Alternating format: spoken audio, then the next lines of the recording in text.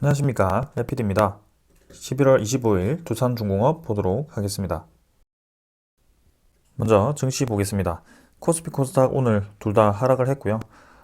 외국인 투자자 그리고 기관 투자자 뭐 크게 움직임은 없었습니다만 증시 분위기는 좋지는 않았습니다. 오늘은 이제 미국 연준에서 이제 물가 인상률에 대해서 주목을 하고 있다. 그래서 인플레이션 우려가 되었을 때는 조기 금리 인상도 가능하다라는 이제 시사를 하면서 또 이제 증시에 또 찬물을 끼얹는 그런 흐름이 나왔습니다. 그래서 뭐 미국 증시 같은 경우도 좀 내리다가 마지막에 반등을 했지만 우리나라 증시 같은 경우는 같이 좀 하락을 했네요.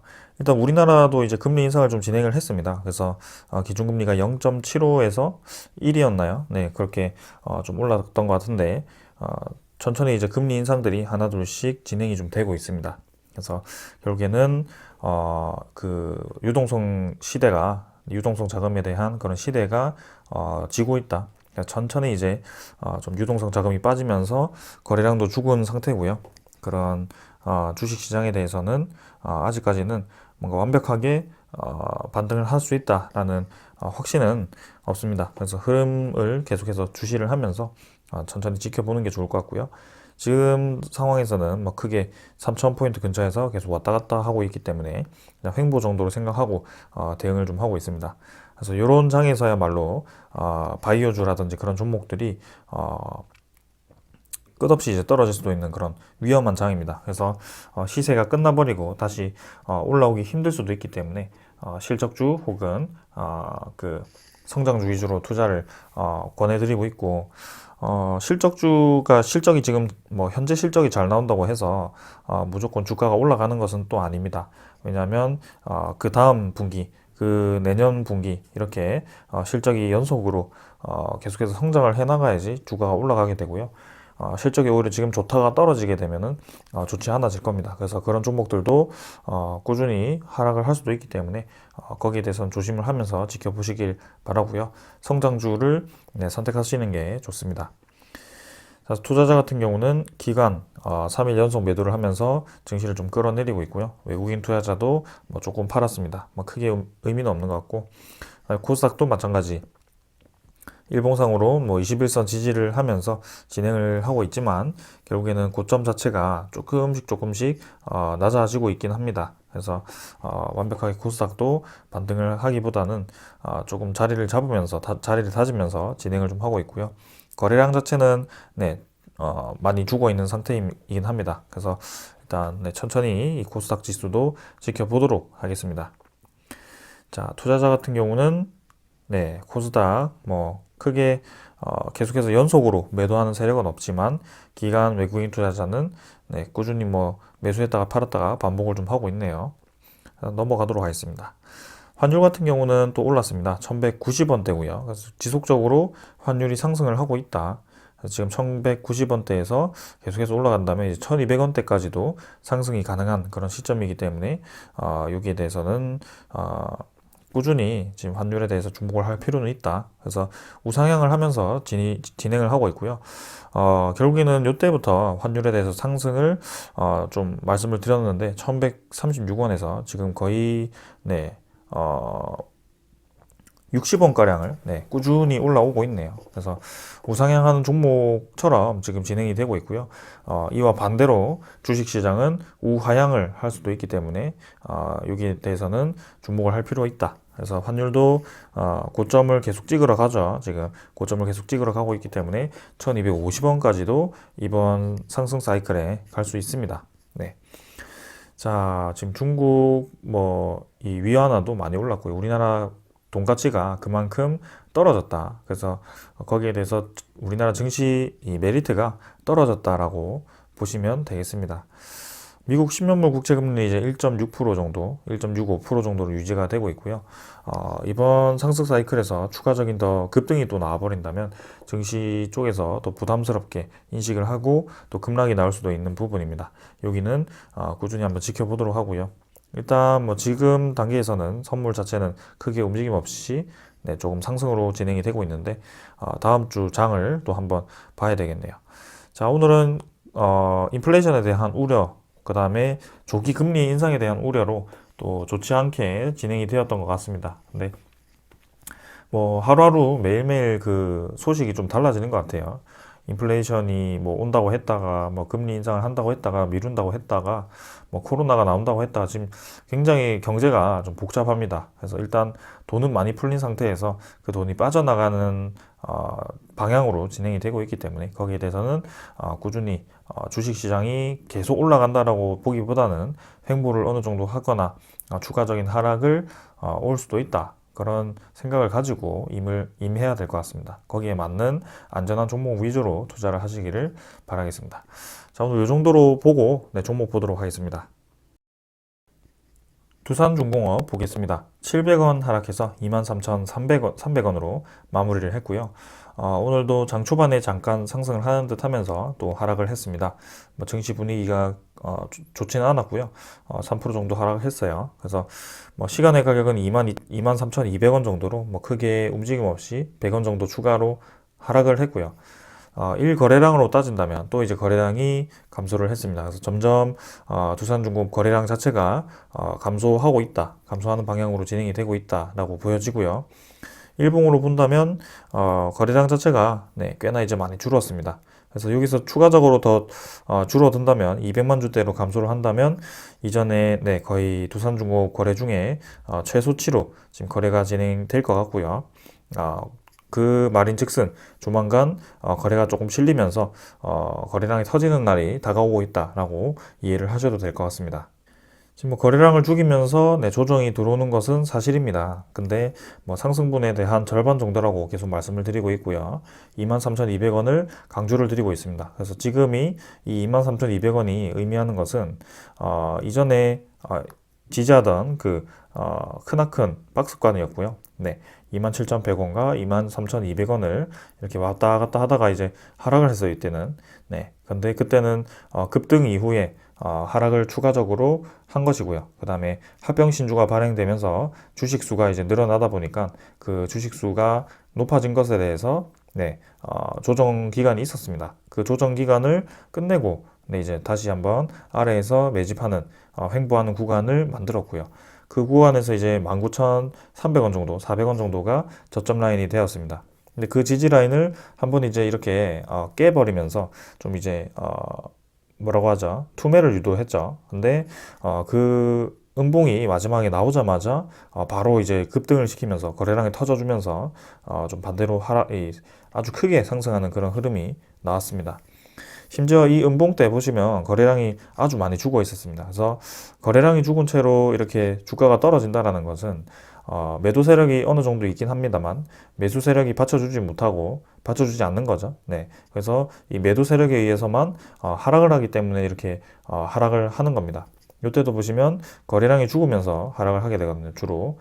그래서 두산중공업이 거래량이 터지면서 음봉이 길게 떴던 때는 사실 그렇게 많지 않습니다.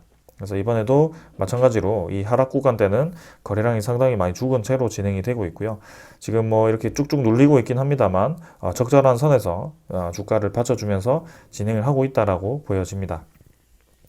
자, 그래서 60일선 열심히 올라오고 있고요. 121선도 열심히 올라오고 있기 때문에 뭐 크게 걱정 없이 보고 있고요. 241선, 뭐 480일선 모두 장기 이평선이 평행하게 상승을 하고 있습니다. 자, 그래서 이제 이번 하락이 저는 거의 마지막 하락이 될 거라고 생각을 하고 있고요. 이제 여기서 올라갔을 때 다시 한번 올라갔다가 뭐 떨어지면서 횡보를 할 수도 있겠지만 웬만해서는 이제 이 양온 구름을 태우면서 올라갔을 때는 27,100원 정도를 돌파를 하면서 이제 28,000원, 29,000원, 그 다음에 3만원대를 찍어 줄 거라고 좀 생각을 합니다. 자, 그래서 뭐 큰 시나리오를 그려본다면 뭐 1거래 하루하루를 뭐 이해하기는 상당히 어렵습니다. 그건 이제 트레이딩이 될 수 있기 때문에 일단 뭐 큰 이런 지지 라인만 확인하고 큰 지지점만 보면서 대응을 하시면 될 것 같고요. 우리가 이런 지점을 계속 찾으려고 하는 이유는 추가 매수를 하기 위함입니다. 지금 뭐 두산중공업을 여기서 조금 더 하락을 한다라고 해서 손절할 것도 아니고요. 결국에는 우리가 보고 있는 그 큰 소스가 있고 그 다음에 이 큰 소스가 아직 터지지 않았기 때문에 그 소스가 터질 때까지는 두산중공업을 우리도 매집을 하는 게 맞겠다라는 판단을 해서 그 추가 매수 기회를 노려보는 것이고요. 이때만 해도 이제 급등을 할 때 아직 싸게 사지 못한 분들이 많았습니다. 그래서 그런 분들이 이제 이런 구간에서 매수할 수 있는 기회가 되지 않을까라는 생각이고요. 네, 그래서 천천히 물량을 늘려가시면 되겠습니다. 그래서 뭐 현금 100%를 막 이런 자리에서 다 때려 붓고 막 그렇게 하면 좀 이제 심적으로 부담이 될 수도 있기 때문에 항상 이제 분할 매수, 분할 매도로 접근하시는 게 좋을 것 같습니다.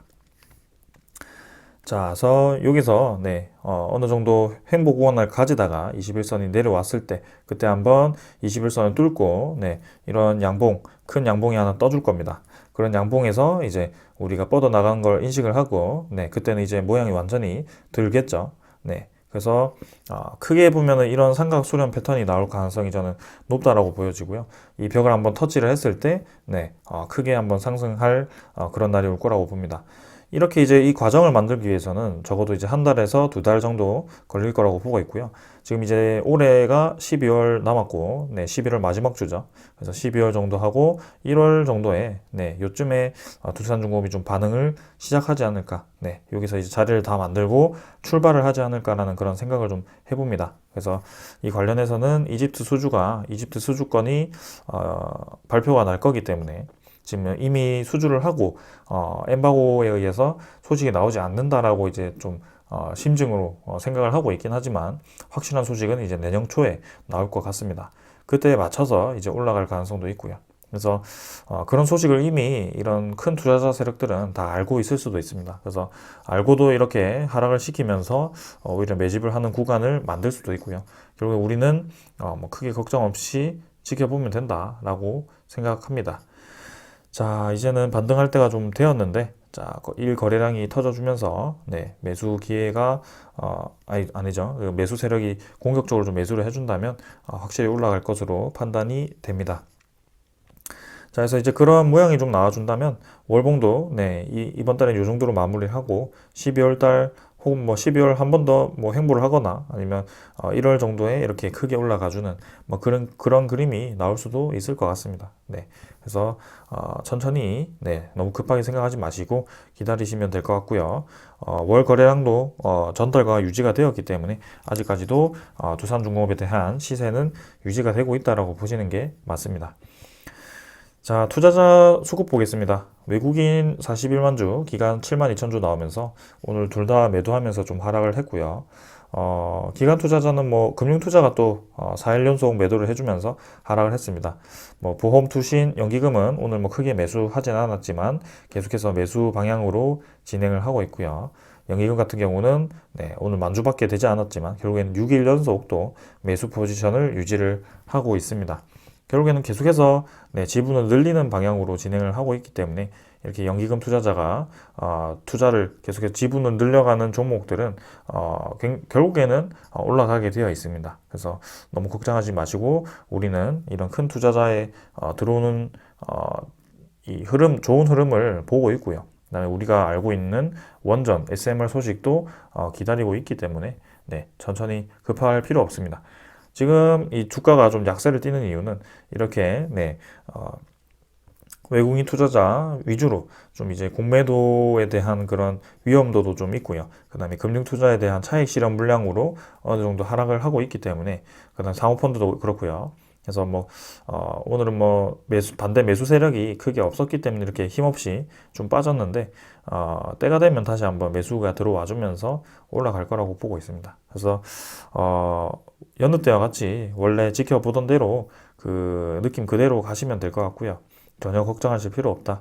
그래서 뭐 이때까지 참아왔는데 그 며칠 못 참아가지고 손절을 해버렸더니 결국에는 올라가는 그런 불상사가 생기지 않도록 하셨으면 좋겠습니다.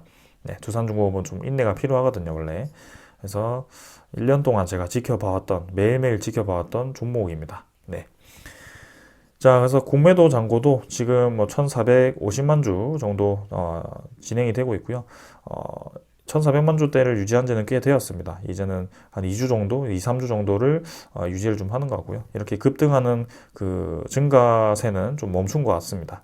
그래서 일 거래도 죽었기 때문에 일 공매도 거래도 활발하지 않은 것 같고요. 거기에 대해서 공매도가 막 많이 늘어나거나 하는 것 같진 않아요. 그래서 이제는 공매도 잔고가 좀 피크를 찍고 좀 떨어지는 방향으로 진행이 되어야 된다라고 생각을 하고요. 이제 연말 시즌이 다가왔기 때문에 그 대차 거래와 이런 공매도 거래가 관련이 있을지 또 한번 주의 깊게 지켜보도록 하겠습니다. 이전 사례도 있기 때문에요. 두산중공업 대차 잔고가 많이 늘어났다가 갑자기 3일 만에 몇 천만 주 늘어났다가 또 몇 천만 주가 감소를 하는 그런 대차 거래도 많이 활발하게 진행되어 왔던 그런 종목입니다. 그래서 일단 지켜보도록 하고요. 자, 상환 체결 오늘 뭐 대차 거래도 거의 없었습니다. 최근 들어서 그래서 한 3일 정도 별로 움직임도 없고요. 대차 거래도 많이 멈춰 있다. 그래서 대차 잔고도 3,400만 주로 유지가 되고 있는 모습이고요. 뭐 신용융자 같은 경우는 자, 이제 신용융자가 좀 많이 늘어나기 시작하면서 두산중공업이 또 올라가는 와중에 또 많이 늘어났습니다. 그리고 조정 기간에도 이렇게 꾸준히 늘어왔던 신용잔고인데요. 지금 조금씩 떨어지면서 이제 신용잔고도 감소를 좀 하고 있는 모습이고요. 신용잔고가 많이 늘어나서 뭐 좋은 이 신호라고 보기는 어렵기 때문에 감소하는 방향으로 가는 게 좋을 것 같긴 합니다. 자, 추정 물량 대비 당일 물량은 51만 주 매도했고요. 보유율 자체는 7.8% 정도로 유지가 되고 있습니다. 그래서 외국인 매물도 이제 크게 더 나오기보다는 뭐 이 정도에서 왔다 갔다 하는 것 같고요. 7%대에서 유지를 좀 하다가 이제 그 공매도라든지 대차 거래가 어떻게 진행되냐에 따라서 이 지분도 많이 바뀔 거라고 생각을 합니다. 그래서 일단 계속 지켜보는 것으로 하고요. 지금 당장에서야 두산중공업을 막 공격적으로 내리기 위해서 막 쏟아붓는 그런 움직임은 아닌 것 같습니다. 그래서 우리가 보아야 할 주요 세력은 기관 세력이다. 기관이 결국에는 지금 두산중공업의 키를 가지고 있다라고 생각하는 게 맞다라고 보여집니다. 이전에도 기관 수급이 들어왔을 때 급하게 올라갔던 경험이 많았기 때문에요. 그래서 한 달 동안 집계를 했을 때는 기관이 500만 주 정도 매수했고요. 외국인은 540만 주, 거의 뭐 동일하게 진행이 되고 있습니다. 그래서 개인 투자자 같은 경우는 결국엔 뭐 크게 매수하거나 매도하거나 뭐 그런 건 없었다라고 이렇게 평가가 되겠죠. 외국인 합계가 550만 주기 때문에 그 차익만큼 한 70만 주 정도가 개인이 매수를 했겠네요. 자, 그래서 우리 지금 저를 구독하고 계시는 분들은 아무래도 매수 대응으로 하지 않았을까라는 생각이고요. 꾸준히 한번 이 기관 투자자, 특히 연기금 투자자와 함께 좀 지켜보도록 합시다. 그래서 투신도 사실 100만 주 정도 매수를 했고요. 보험도 30만 주, 그리고 기금이 430만 주 매수했습니다. 자, 계속해서 이 매수 방향으로 진행될 것 같으니까 지켜보도록 하겠습니다.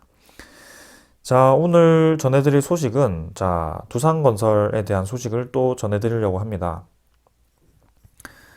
자, 두산건설이 지금 계속해서 뭔가 새로운 소식이 들려와요. 이제 매수권을 두산건설을 다시 사오는 방향으로 또 두산중공업이 장치를 마련을 했죠. 어제 제가 설명을 좀 드렸는데요. 그래서 두산건설을 지분을 매각하면서 2,500억을 확보한 것이 아니고 절반 정도는 이제 거기서 캐피탈에서 매수를 하고 절반 정도는 또 두산중공업에서 현금 출자를 통해서 이제 캐피탈 쪽에서 이제 출자를 받고 또 이제 합쳐서 들어오는, 그러니까 2,500억 자체가 들어오는 거긴 하지만 절반은 두산중공업으로부터 나온 그런 출처 자금이다라고 생각하시면 될 것 같고요. 그 2,500억은 이제 두산건설의 재무 개선에 대해서 쓰인다고 합니다. 근데 오늘 전해드릴 소식은 또 이렇게 400억을 또 추가 시비 발행을 하기로 한다고 합니다. 그래서 유상증자가 마무리되었을 때 400억을 추가로 시비 발행을 해서 결국에는 매각가가 2,900억 정도로 평가가 된다라고 생각을 하시면 될 것 같습니다. 그래서 유상증자를 통해 조달하는 2,500억에 더해서 총 2,900억이 들어오는 셈이고요.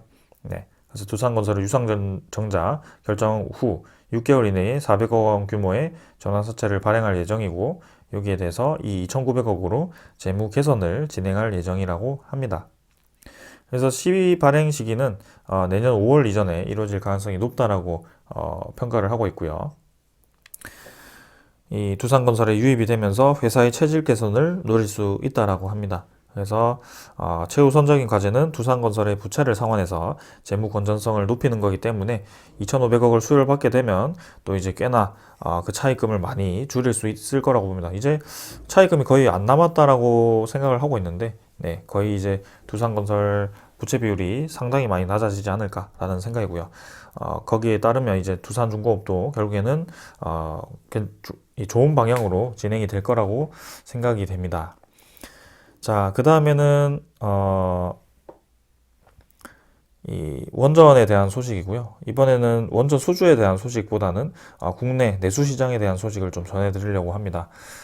자, 그래서 이 탈원전이 정책이 펼쳐지면서 우리나라 국내 이 건설을 하고 있던 이 원전들도 좀 멈추고 두산중공업도 사실 신한울 3, 4호기에 5천억 원에 대한 금액이 거의 물려 있습니다. 거기에 수천억 원이 지금 물려 있는 상태인데 그런 자금이 들어가는데 이제 회수를 못하니까 재무가 많이 악화가 되었던 그런 경험도 있습니다.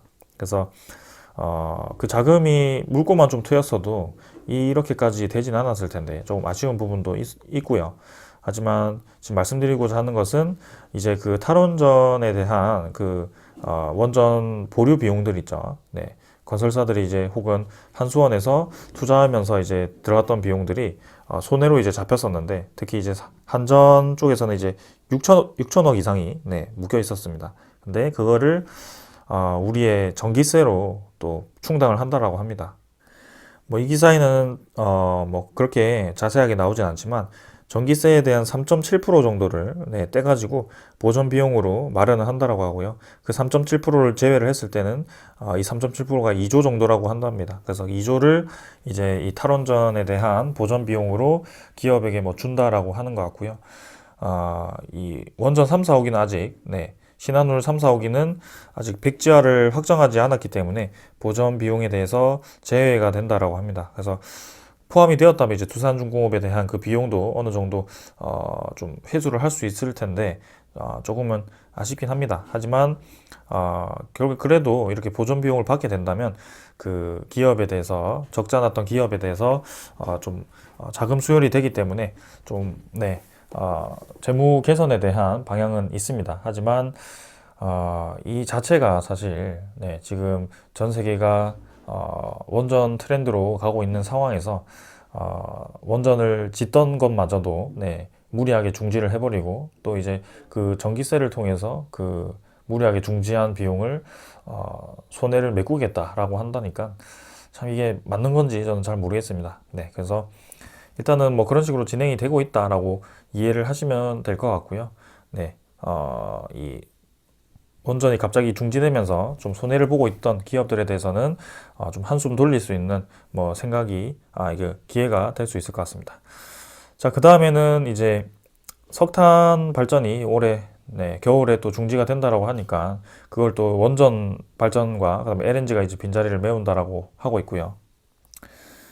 자, 그래서 뭐 석탄 발전을 멈춰도 네, 충분히 지금 감당이 된다라고 하긴 합니다만 그만큼 또 이 에너지 기존의 그 에너지원들이 역할이 커지게 된 겁니다. 그래서 원전에 대해서 또 재조명 받을 수 있는 그런 기회라고 저는 생각을 하고 있고요. 이제는 아직 전기차가 많이 보급되지 않았기 때문에 그 전기차 충전에 대한 그런 네, 전기 시설 인프라가 아직 부족합니다. 그래서 그게 나중에 늘어났을 경우에는 이제 에너지에 대한 수요가 많이 늘어날 가능성이 크다라고 생각을 하고 있고요.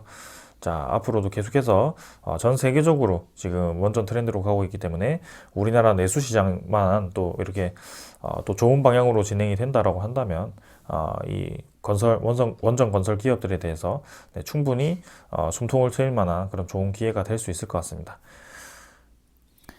자, 그래서 네, 원전은 계속 주시를 하면서 우리가 기다리도록 하고요. 내수 시장도 중요하니까 계속해서 주시를 해보도록 하겠습니다. 자, 그래서 세계적인 트렌드에 맞게 계속 네, 좋은 방향으로 진행을 할 거라고 생각을 하고 있고 이집트 원전 수주, 그다음에 체코, 폴란드까지도 좋은 진행을 하도록 하면 좋을 것 같습니다. 자, 오늘 이 정도로 하고 마무리하고요. 두산중공업은 다음 주에 또 좋은 모습 기대하면서 기다려 보도록 하겠습니다. 일단 뭐 내일은 금요일이기 때문에 뭐 큰 기대 없이 큰 움직임 없이 마무리할 거라고 생각하고 네, 내일은 뭐 가볍게 지켜보도록 하겠습니다. 자, 오늘 여기까지 하겠습니다. 감사합니다.